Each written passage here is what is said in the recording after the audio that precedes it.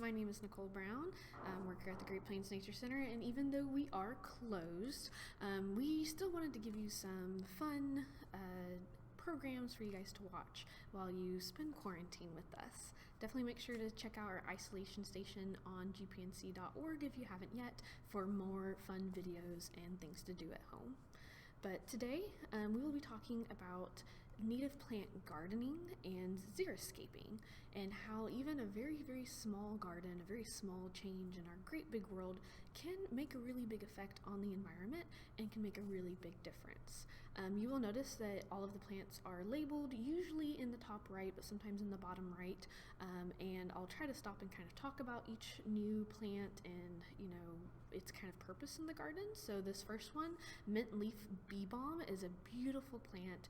It does bloom in midsummer, and it's just this gorgeous purple. The flower stalks can be pretty tall, so you have multiple flowers kind of stacked on top of each other, and they smell just amazing because they are in the mint family. So they're really nice to look at.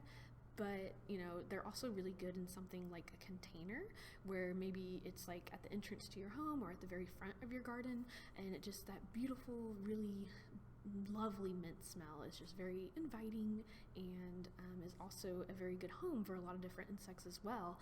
And one thing that I kind of wanted to talk about right at the beginning is the difference between a native plant versus a non-native plant, because it's not something that everybody is familiar with. So when we're talking about plants, a native plant is something that has been part of the balance of our ecosystem for a really long time.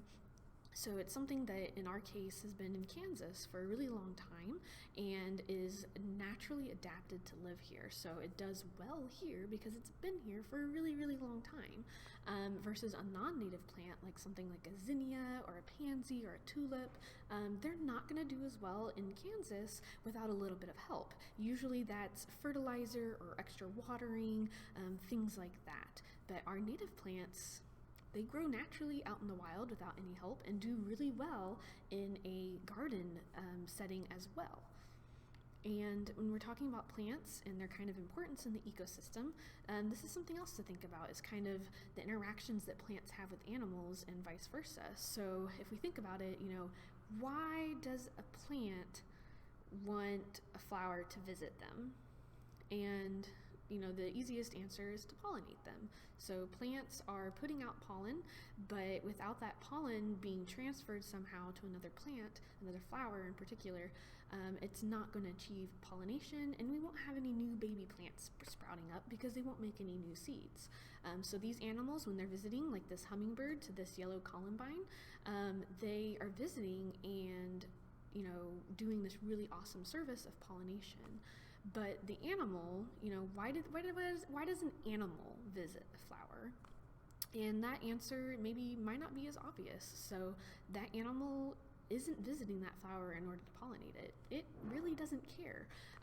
This special relationship benefits both parties. So an animal visits a flower to get food, whether that's pollen or nectar, kind of depends on the animal.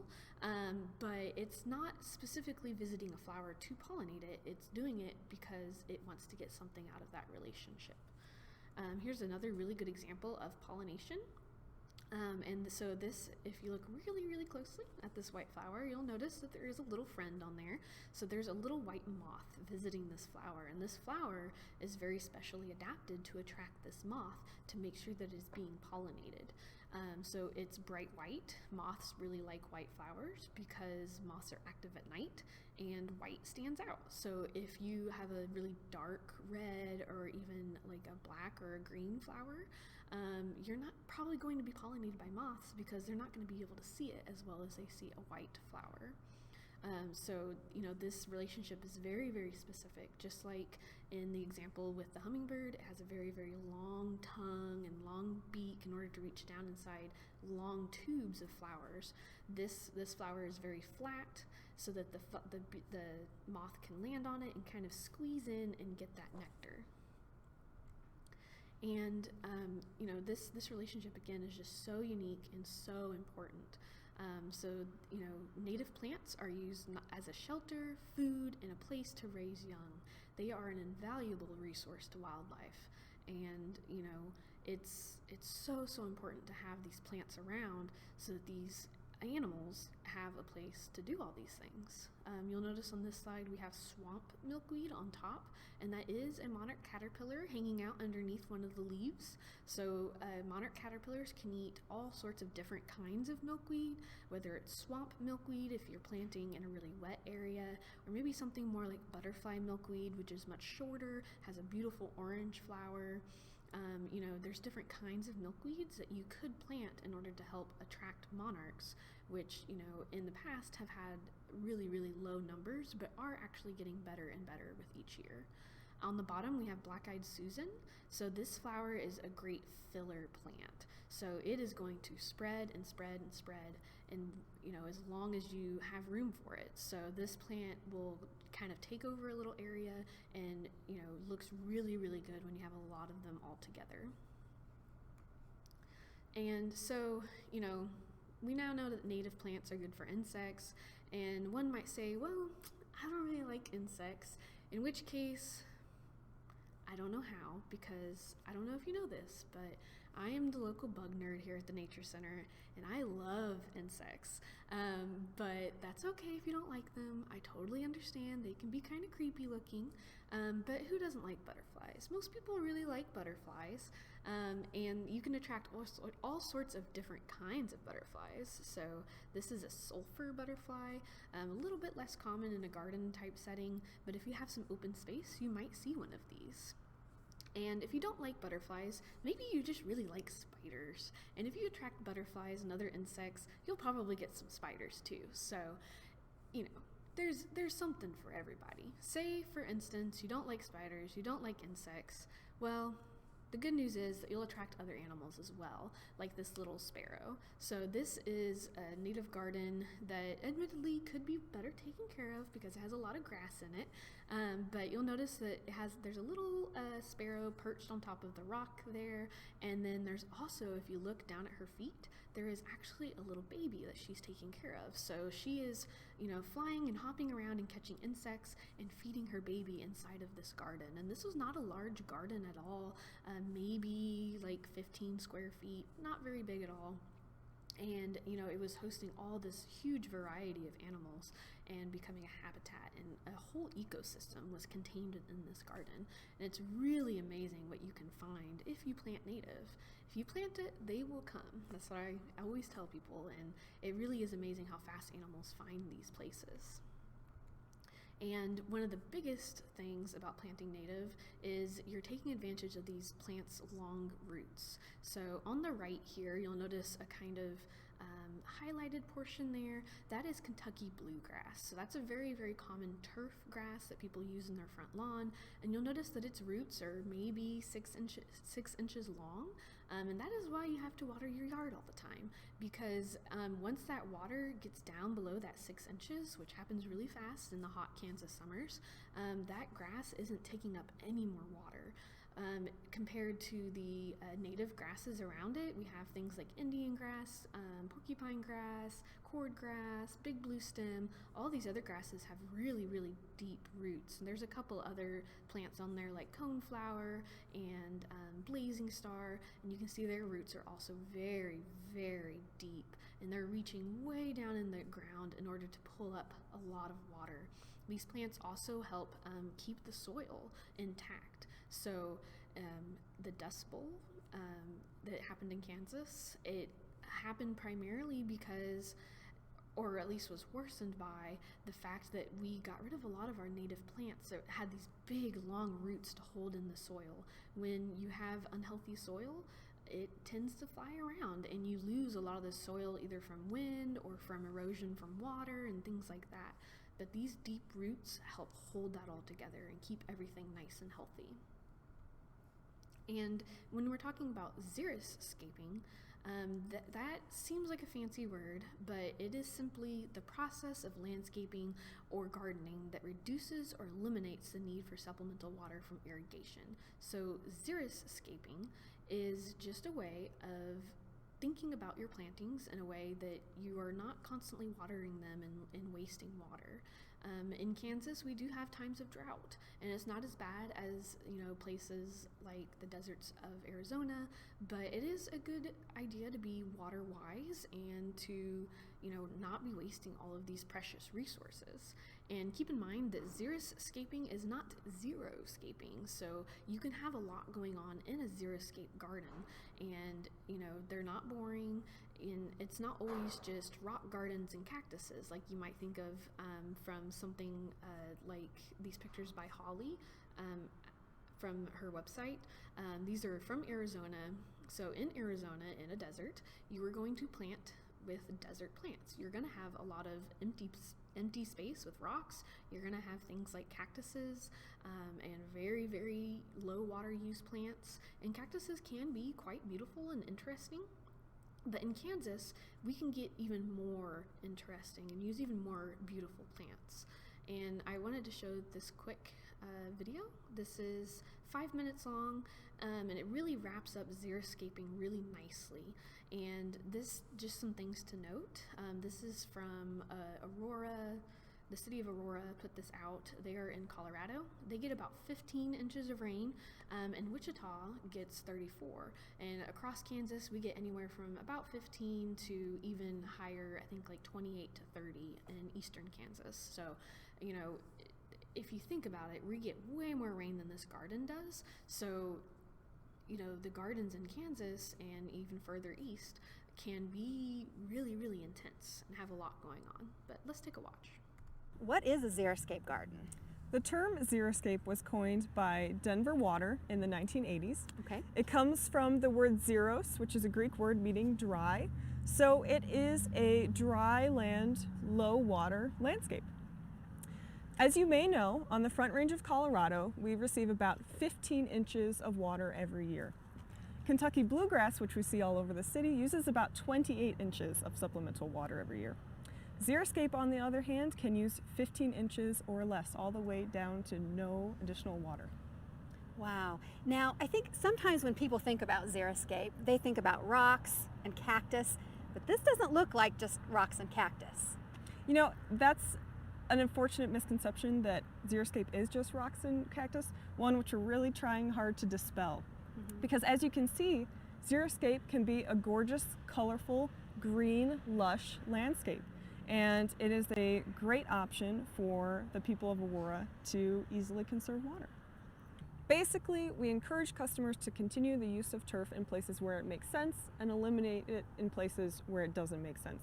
Xeriscape can enhance the beauty of yards, increase wildlife habitat, reduce landscape maintenance, and conserve water by up to 46%, which of course will help you lower your water bill. All you have to do is follow the 7 principles of Xeriscape. Well, what are the 7 principles of xeriscape?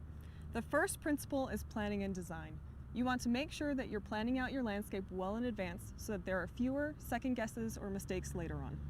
It's important to consider the existing conditions in your yard. You should identify places where there are issues with drainage, runoff, erosion that might be naturally occurring from slopes or soil conditions in your yard. How much sun or shade your yard gets is important to note as well. As you're developing your new garden beds, make sure they're not too skinny or oddly shaped, because these areas are typically over or even underwatered by sprinkler heads. Aurora Water Conservation offers free landscape designs for customers, and we encourage you to call our office for more information. Principle 2 is adding soil amendment. Colorado's soils are very poor, and in Aurora, we seem to either have sand or clay depending on where you live. Adding soil amendment will add nutrients, increase the soil's water holding ability and drainage capacity, and increase the oxygen available to plant roots. You can do this by adding 2 to 3 inches of compost to your garden and rototilling it in. Compost is decomposed plant material. If you want to use fresh manure, it is important to add only 1 inch per season and to apply it in the fall to allow it time to fully decompose. Principle number 3 is efficient irrigation. Xeric plants obviously require less water than turf. That's why we use them. It's important to adjust your current irrigation system and to check it regularly. Turf and Xeriscape should definitely not be on the same zone. If you're putting in a brand new system, you can consider different kinds of systems such as drip, point source, and pop-up heads. Fourth is xeric plants. There is an abundance of awesome plant species, including a wide variety of shrubs, perennials, trees, and grasses to choose from when planning a xeriscape design. We like our customers to consider where to plant based on plant features like their size, form, texture, color, seasonal appeal, watering, and sun needs, even how they reproduce. Not all xeric plants are created the same. They need different amounts of water. Some won't need any irrigation after they're established. You'll want to group plants with similar watering needs together to keep maintenance simple and avoid overusing water where it's not needed. Principle 5 is using mulches. We use mulches to help the soil retain moisture. You can use either organic or inorganic. Here we've used an organic bark mulch and an inorganic pea gravel mulch. Some plants, like the sedum, do prefer rock mulches. But if you add different kinds of mulches in your yard, you're adding different textures, you're adding different colors, and you're also enhancing the visual appeal of your home. 6th is creating practical turf areas. We're not saying that all grass is bad. It does make sense in areas that get a lot of foot traffic, but it's not useful and downright difficult in some areas, like on slopes and in dense shade or full sun. On slopes, grass is tough to keep water on because it all wants to run off. Xeriscape is the perfect solution for these tough to water areas. The 7th and last principle of Xeriscape is proper maintenance. Be sure to weed and deadhead spent blooms before the plant produces a seed head. This will encourage reblooming and stop the spread of unwanted seeds. In the early spring, you will need to cut back most of your ornamental grasses to about 6 inches. You don't want to cut back blue avena grass or Mexican feathergrass. A lot of shrubs do best if they're pruned in the early spring too. Every few years, you should divide ornamental grasses as they start to get too big and have dead centers. You can replant the quarters or give away the extras to your neighbors as an easy way to make new friends. Okay. Since I was already up to answer the phone, I figured I might as well just stay up while the video finished up. But I really like this video. It really breaks it down super easy, all these different principles to think about when you're using a garden, and specifically if you're trying to plant in such a way to limit your water use, or to do the fancy way of saying it, a xeriscape garden.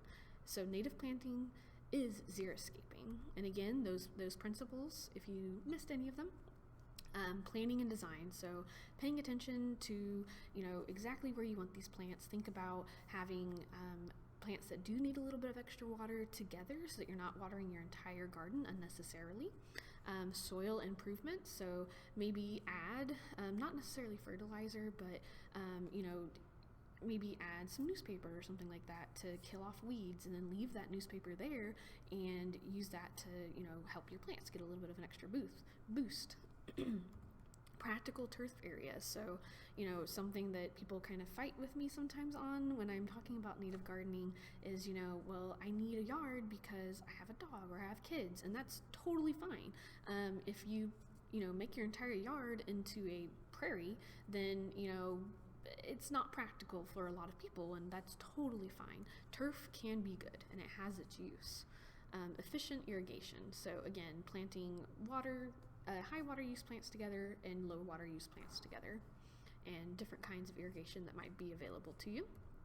Mulching is so important in any garden, but especially if you're trying to limit water use, that mulch is going to keep that water in. It also helps fight weeds. And of course, low water use plants, so things like native plants are one of the easiest ways to do this. And appropriate maintenance. So I talk a lot about native plants and how amazing they are, but there is maintenance that is involved. There's no garden that you can simply plant and then walk away from. You will need weeding. You will need to, take up some extra plants when they get where they shouldn't be, things like that. There is maintenance involved. And this plant here is actually a common milkweed. So this is a really beautiful plant. Again, it's a milkweed, so it's good for monarchs. It's not necessarily a good one for gardens just because it grows very tall. A better milkweed to use would be the butterfly milkweed that I mentioned earlier. It's very short, no more than 2 feet tall. It grows kind of bush-like, so a really good garden plant. Stays looking really nice with very minimal maintenance. And we keep talking about how great these native plants are for the bugs. So you will get insects if you plant native. That's just part of it. And plants will bounce back. It's not, even if they take out all of the leaves, or your plant looks kind of bad, you can help it out. Especially things like aphids are an issue a lot of times. But as we can see on the right here, we have ladybugs that eventually came into this garden and started eating all of our aphids. So if you attract food, there will be predators to eat those foods. And this is swamp milkweed. This one's blooming, unlike the picture that we saw of it earlier. So it has a really pale pink white flower. It's really, really pretty, but it does need a lot of water. So you're only going to want to plant it in a place that gets a lot of water. And this is another really common aphid predator. So these are green lacewing. The adult is in the top left, and then the larva down below it, and you can see it actually has like a little aphid in its jaws. So the larvae are often called aphid lions because they love aphids, and they're really good to have around. So if you have a garden and you see these guys, don't squish them. They're really, really good.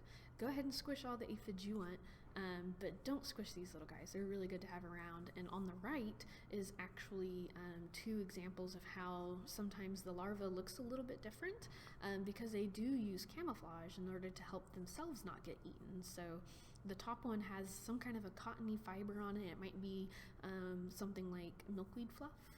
If you don't know what milkweed looks like when it's getting ready to bloom, this is it. So it's very, very fluffy, and that fluff also makes pretty good camouflage if you can tear it off and put it on your back.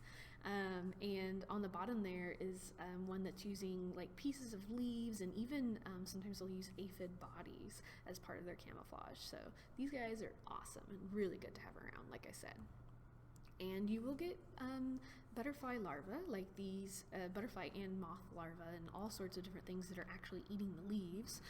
These right here are Cycnia moth caterpillars on showy milkweed, which is again another kind of milkweed. There's lots of different species of milkweed out there, and these Cycnia moths ended up taking all of the leaves off of this plant, but within a month, maybe even a little bit less, it had grown back all of its leaves and it was doing just fine because again, these plants have huge root systems and they store a lot of nutrients down in those roots. So even if they lose all of their leaves, they can usually bounce back and be just fine.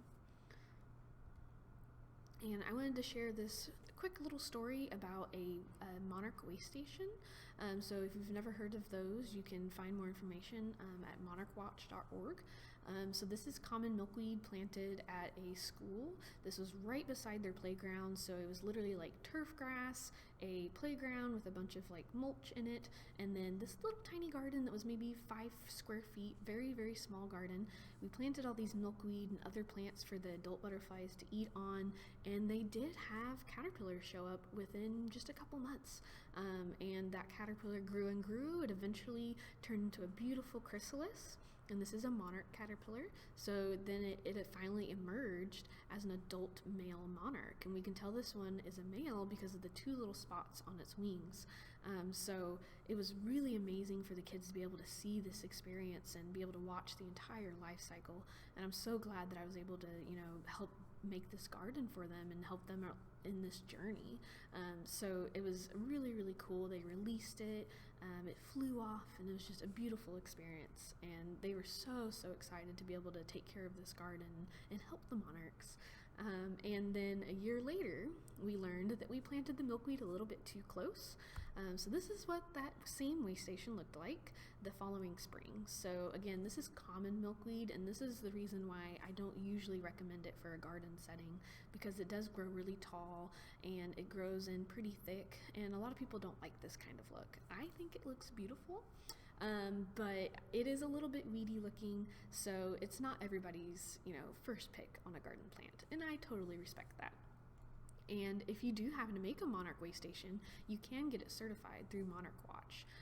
So this is a beautiful little sign that you can hang up in your garden and show off to all of your neighbors about how awesome you are and how good you are at conservation. So I really like promoting Monarch Watch because they do a lot of really good research, and they even will give schools free milkweed in order to help them start a garden of their own. So if you are a teacher or a principal or anything like that, you can actually apply to get free milkweed, which is just amazing because it can be kind of expensive to start these gardens.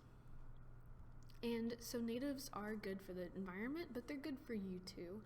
They're extremely easy to care for, like I've said multiple times already. They take very, very, very little water, if any at all. A lot of the gardens that I've personally planted and taken care of, we usually will plant the plants in the garden, whether that's from seed or from plugs or the little tiny baby plants that you might find at a nursery. We throw them in the ground, we water them that day, we water them the following day, maybe a couple days past that, and that's it. We don't ever water them again, and they do just fine. Of course, if you give them a little extra water, they're not gonna, be ungrateful. They'll just grow a little bit faster and a little bit fuller, but they don't need it. These guys are so easy to care for, and the results are just spectacular. They are unique, they're pretty, they're versatile, so these plants are something that probably no one else has in your neighborhood, and you can really use it as a teaching moment, which is also just amazing, and tell people about why you picked these plants and the good that you're doing by doing so. And like I said, for every non-native plant that you currently have in your garden, I bet you can find a native plant to replace it. For example, this plant in the background, this is purple poppy mallow, and it has these beautiful little cup flowers that bloom almost entirely year-round, and they are a really good ground cover. And having that bloom year-round is important because you want to make sure that there is food available for pollinators like bees and butterflies and things like that available year-round. If you don't have any flowers in the fall, then they don't have anything to eat, and they're going to either go elsewhere or they might even die because they've been relying on your garden for so long. And this is another one of my favorites. This is tick seed. This is the Zagreb variety. So this is what we call a native var, or a cultivated native. So if you go to places like the Dick Arboretum in Heston, Kansas, they will often have cultivated natives. So it's a native that has been specially bred to look a little bit nicer. Maybe it has bigger flowers, or it blooms for a little bit longer, things like that. And they can be really good alternatives. In my opinion, it's always best to go as native as possible. So if you have the ability to get seeds from somewhere, and make sure that they were seeds from Kansas, and then plant those plants in Kansas. Or if you live in Nebraska, get seeds from plants in Nebraska and plant them in Nebraska, because those plants are used to that region. They're very highly specialized, and they're going to do the best where they were originally found and originally grown. But there is a place for cultivated natives, or natives that have been bred a little bit differently. And on the right there is purple poppy mallow when it's all spread out. So this is a huge, clump of purple poppy mallow. And if there's nothing for it to climb, it'll just completely, kind of like the black-eyed Susan, it kind of takes over an area, but it stays really low. So other plants can grow around it really easily. It's an amazing garden plant. And it's really easy to take back because they do grow from a taproot and then just kind of spread out from that taproot. This is a couple plants that would do really well in the back of a garden. So this is penstemon and wild blue indigo. These are two of my absolute favorite plants in the world, and there's a lot of different penstemons out there. But this is a white one. There's so many different kinds. But these plants both grow, just huge long flower stalks. The indigo in particular tends to have kind of a bush appearance to it, and then the really long flower stalk that can be 2-3 feet long. So this plant again would be best in the back of a garden. That way you have interest and height in the back than shorter plants in the front. But beautiful alternatives to some of our non-native plants that probably a lot of people are using now. And then I mentioned collecting seeds, so how do you do that? And the answer isn't as simple as you might think It is, but basically you just want to collect as late in the fall as possible. With things like milkweed, if we get this guy back out, so milkweed, you want to wait until the seed pod naturally opens by itself. You don't want to force that seed pod open, because if you do, those seeds might not be ready to go. So milkweed has these beautiful fluffy seeds that naturally would be taken away by the wind. So when it cracks open, that means that it is ready. Those seeds are good to go. And once you collect those seeds, it's usually a good idea to maybe put them in something like this. So just a little envelope that has been sealed, labeled, so you remember what it is inside the envelope. Or if you can even just put them in something like a peanut butter jar like this with, again, a label inside, so you remember what it is, maybe where you collected it, things like that. And then once you have those all collected, you actually want to let them basically winterize. So in the wild, those seeds would be falling off and spending all winter in the ground. So if you are taking them out of nature, you have to kind of make them think that they went through winter so that they're ready to go in the spring. And there's a couple different ways that you can do this.